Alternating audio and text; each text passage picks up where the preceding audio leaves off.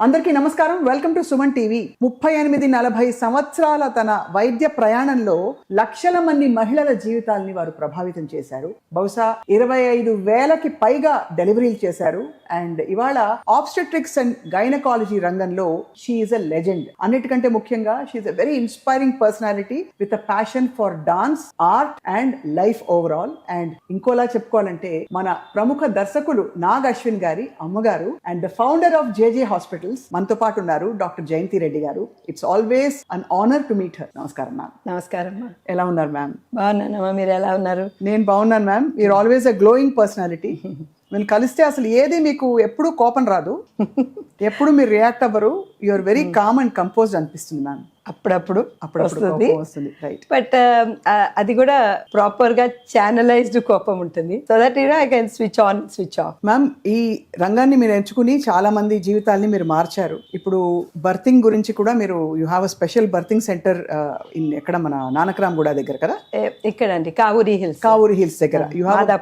మాదాపూర్ దగ్గర you have a special berthing centre అని ఉంది. So it's a very beautiful process ఒక బిడ్డని ప్రపంచంలోకి తీసుకురావడం. నేను విన్నది ఏంటంటే మీరు చాలా మంది ప్రముఖుల బిడ్డల్ని ప్రపంచంలోకి తీసుకురావడంలో మీ చేయి ఉందని చెప్పి. So tell us some of those experiences ma'am. అంటే dealing with delivery is same for everyone, కానీ yeah, so how did you feel? Of course starting with your own delivery of Nagi garu, but otherwise అంటే నాగి పుట్టినప్పుడు వాడు celebrity అవుతాడని అనుకోలేదు కదా. But I always visualised, నేను ప్రెగ్నెంట్గా ఉన్నప్పుడు భగవద్గీత చదివేదాన్ని. And I would visualise that I should have a nice pure soul అనమాట. సో అలాగా it was a natural birth.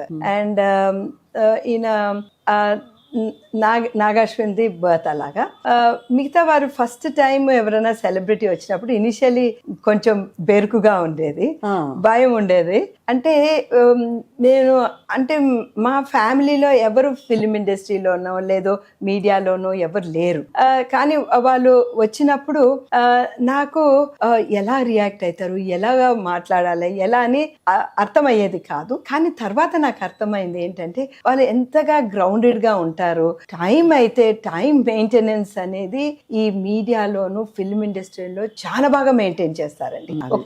ఒక టైం ఇంటర్వ్యూకో లేదా మన చెకప్ కి ఇచ్చాము అనుకోండి, ఎర్లీ మార్నింగ్ మీ షూటింగ్ ముందు 7 o'clock రండి అంటే 7 o'clock వచ్చేసేవారండి. నేను అనుకునేది అనమాట 5కి రమ్మన్నా వచ్చేస్తారని. అంత డిసిప్లిన్ గా వచ్చేవారనమాట. సో దట్ మన అవుట్ పేషెంట్ కంటే కొంచెం ముందు వాళ్ళని చూసేసేదాన్ని, వాళ్ళకి వెయిటింగ్ టైం తగ్గించేదానికి. సో నాకు అడ్వాంటేజ్ ఏంటంటే మా ఇల్లు పైననే ఉంటుంది. సో పెంట్ హౌస్ లోనే, ఇది 4 floors అయితే పెంట్ హౌస్ లో మా హౌస్ ఉన్నది. సో మాకు ఈజీగా ఉండేది అనమాట. ఎవరైనా పొద్దున్న వచ్చినా కూడా చూసి సో ఇదే జేజే హాస్పిటల్ అయ్యాయి మా అన్ని డెలివరీస్. అప్పట్లో మనకి బర్తింగ్ సెంటర్ ఇంకా స్టార్ట్ కాలేదండి. లేదు, అది బర్తింగ్ సెంటర్ 2016 లో స్టార్ట్ అయిందండి. అవును. జేజే ఏమో 2000 లో స్టార్ట్ అయింది. అవును. సో ఆల్మోస్ట్ 16 years ఇక్కడ చేసాము. న్యాచురల్ బర్తింగ్ ఇక్కడ 2010 నుంచి 16 వరకు ఇక్కడ కూడా చేసాము.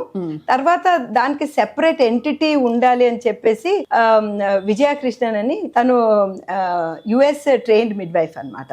తనతో పాటు కొలాబరేషన్ లో మేము కావూరి హిల్స్ కి షిఫ్ట్ అయినాం అనమాట. రైట్. That is. సో ఇక్కడ ఎవరెవరు పుట్టారు మ్యామ్ మచ్చుక్కి? అంటే who was the first celebrity who అంటే approached you for where you were? అంటే కొంచెం మీరు ఇబ్బంది పడి అమ్మో నాకు తెలియదని. టీవీ ఆర్టిస్ట్ శృతి గారు ఇక్కడే అన్నారండి. సుమ గారు, ఝాన్సీ గారు. ఓకే, సుమ గారు పిల్లలు ఇక్కడ పుట్టారు అయితే మీ అండర్లో. తర్వాత ఝాన్సీ గారు. అలాగా ఇంకా అంటే as a gynaecologist we cannot divulge any other information. So అంటే వీళ్ళందరూ బట్ డిసిప్లిన్డ్ గా టైం కి రావడం అండ్ సపోజ్ మీడియా వాళ్ళకి మాత్రము ఈవెన్ రిగార్డింగ్ ద ఇంటర్వ్యూస్ ఏమన్నా ఇవ్వాలన్నా కూడా చెకప్ కి రమ్మన్నా టైం కు ఉండేవారండి. So that is one thing I learned. And same thing నేను నోటీస్ చేశాను అనమాట దత్ గారి ఫ్యామిలీలో కూడా. ఎప్పుడన్నా మనం ఏదన్నా ఫంక్షన్ కన్నా మన ఇంటికి వస్తానన్నా కూడా ఎంత డిసిప్లిన్ గా టైం మెయింటైన్ చేస్తారు. అది నాకు కొంచెం ఆశ్చర్యం, ఎందుకంటే డాక్టర్స్ కొంచెం టైం మెయింటెనెన్స్ లో కొంచెం ప్రాబ్లం అండి. ఎందుకంటే ఇప్పుడు నేను ఓపీడీ చూస్తున్నాను. ఆ ఓపీడీలో కొంతమంది పేషెంట్స్ కి ఎక్కువ టైం ఇవ్వవలసిన అవసరం ఉంటుంది. Some people need more counselling than the others. అది ఏమైతుందంటే సపోజ్ నేను ఈ పేషెంట్ కి అంటే మనకి చూసి చూసి ఒకటి అర్థమవుతుంది, ఈ అమ్మాయికి మానసికంగా కూడా కొంచెం ప్రాబ్లం ఉన్నది.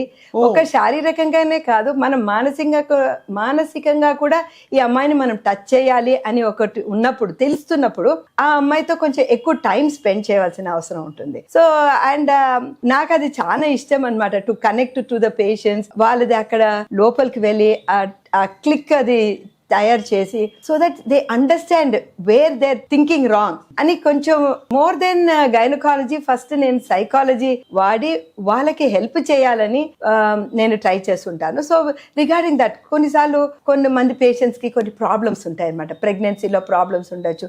So they need more time. Gynaec కూడా ఉండొచ్చు, ఇన్ఫర్టిలిటీ కేసు, లేదా వాళ్ళకి మిస్క్యారేజ్ అయింది అనుకోండి, ఇలాంటి పేషెంట్స్తో మనం ఎక్కువ టైం స్పెండ్ చేయాలి. సో అది మనకి అపాయింట్మెంట్లో, అమ్మ నువ్వు 10 minutes తీసుకున్నాను, నువ్వు టైం తీసుకున్నావు, నేను నీతో ఇంతనే టైం మాట్లాడతానని మనం ఒక గీత గీసుకొని మనం మాట్లాడలేమండి. అవును కదా. అందుకే డాక్టర్స్ తో మాత్రము ఇది ఒక విషయం అన్నమాట, అది అవుట్ పేషెంట్ లో జరిగే విషయం. అది కాకుండా మనం సర్జరీలు కూడా చేస్తుంటాం కదా గైనిక్. సో ఒకసారి మేము, నాకు బాగా గుర్తు అనమాట, I had to go to one function.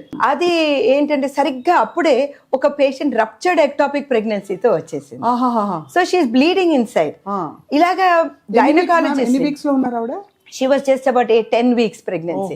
So ఇలాగా మీరు ఏ గైనకాలజిస్ట్ ని టచ్ చేసినా కూడా వాళ్ళకి ఈ పర్టిక్యులర్ విషయము బయటపడుతుందండి. మనం ఎన్నో అనుకుంటాం as a gynaecologist, your time is not yours. మన సర్జరీలో ఒకవేళ అపెండిక్స్ ఉందనుకోండి, వేరే గ్యాల్ బ్లాడర్ స్టోన్స్ ఉందనుకోండి, నేను ఫంక్షన్ అటెండ్ అయ్యి వచ్చి రాత్రి చేస్తానమ్మా అని చెప్పొచ్చు. కానీ గైనిక్ లో అలా కాదండి. ఈవెన్ ఆర్థోపెడిక్ సర్జరీ కూడా వాళ్ళు చక్కగా ఫ్రాక్చర్ అయినా కూడా వెళ్ళి వచ్చి చేయొచ్చు. కానీ గైనిక్ లో అలా కాదు. ఇప్పుడు రప్చర్డ్ ఎక్టోపిక్ ప్రెగ్నెన్సీ నేను వెళ్ళి వచ్చి చేస్తానంటే అంత లోపల ఆమె శరీరంలో ఉన్న బ్లడ్ అంతా పోతుంది. She will go in to shock, ప్రాణాపాయ పరిస్థితి వస్తుంది. సో మెయిన్లీ అండి, ఈ పర్టికులర్ డిపార్ట్మెంట్ లో లైఫ్ అండ్ డెత్ అనేది మాక్సిమం గా చూసేది మేమేనండి. ఎందుకంటే ఇక్కడ not only life and death of the patient, వాళ్ళ లైఫ్ నమ్మి మన చేతుల్లో పెడతారు. సో 2 ప్రాణాలు అందులో.